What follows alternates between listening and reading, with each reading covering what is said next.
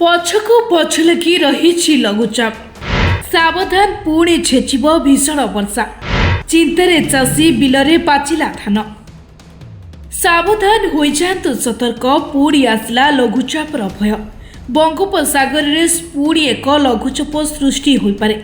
आसंता 5 तारिख रे सुमात्रा पाख दक्षिण पूर्व बंगोपसागर रे एक घूर्णिबलय सृष्टि हेबो। यह घनीभूत हुई लघुचाप रे परिणत होई पारे। यह श्रीलंका बा दक्षिण तमिलनाडु को मुहाइब और वर्षा हेबो। आसंता 4 रु 6 तारिख भितर दक्षिण आभ्यंतर रे रातिर तापमात्रा 4 डिग्री कमिजिबो, फल शीत बढ़िबो। 2, 3 और 9 तारिख रे पाग मेघुआ रहिबो। उत्तर उपकूल और आभ्यंतर 4 रु 6 तारिख भितर रातिर तापमात्रा 4 डिग्री कमिबो। 9 तारिख रे पाग मेघुआ रहिबो, कुहुड़ी भी दृश्यमान होई पारे।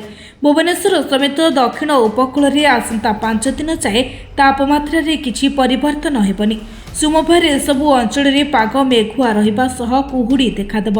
पाणीपाग विभागर आकलन कहूछि सोमवार कलाहांडी, कंधमाल, नवरंगपुर, रायगड़ा, मालकानगिरी, कोरापुट समेत दक्षिण उपकूल ओडिशा रे स्वल्प वर्षा संभावना अछि।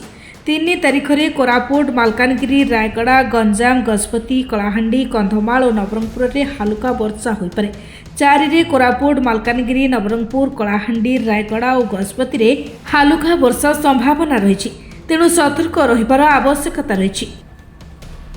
Bureau report, निरपेक्षम।